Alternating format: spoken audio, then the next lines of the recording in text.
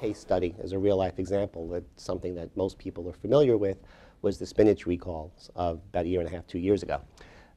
In that situation, E. coli was found in spinach products, bagged spinach specifically, throughout the country. And it became a pretty big media event, leading eventually to the fact that people stopped buying spinach. Stores stopped stocking spinach, restaurants stopped using spinach, and people just had no confidence in spinach.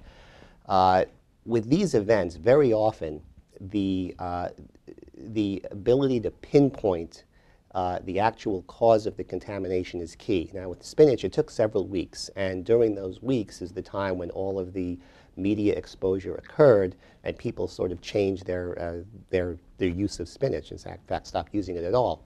What eventually happened was several weeks after the incident broke, a bag of Dole bagged spinach found in the refrigerator in Arizona was eventually traced back to a particular spinach field in Southern California.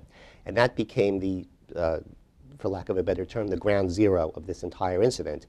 Apparently what happened in that particular case was that this field was being irrigated by water that was contaminated with E. coli. The field was actually situated next to a farm. And not only were the animal droppings contaminating the irrigation water, but there was also a hole in the fence between the farm and the spinach field, and the animals actually were grazing onto the field itself. And that is what actually caused the incident.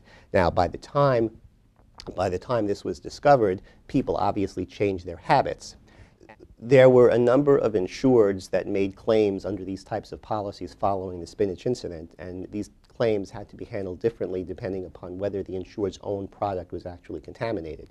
For instance, if you were a supplier of spinach, but your product was not involved in any of these recalls, because the accidental contamination policy is triggered by contamination of your product, your claims, your losses are very real, your profit losses are very real, but there's no coverage under these policies because your profit losses were attributable to the change in consumer attitudes towards that product.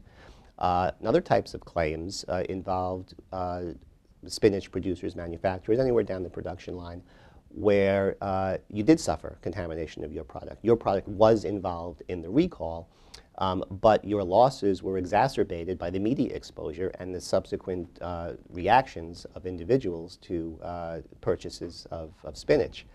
In that situation, it's the incremental increase in your profit loss that would not be covered. But there would be coverage for your profit losses as a result of the contamination and subsequent recall of your product.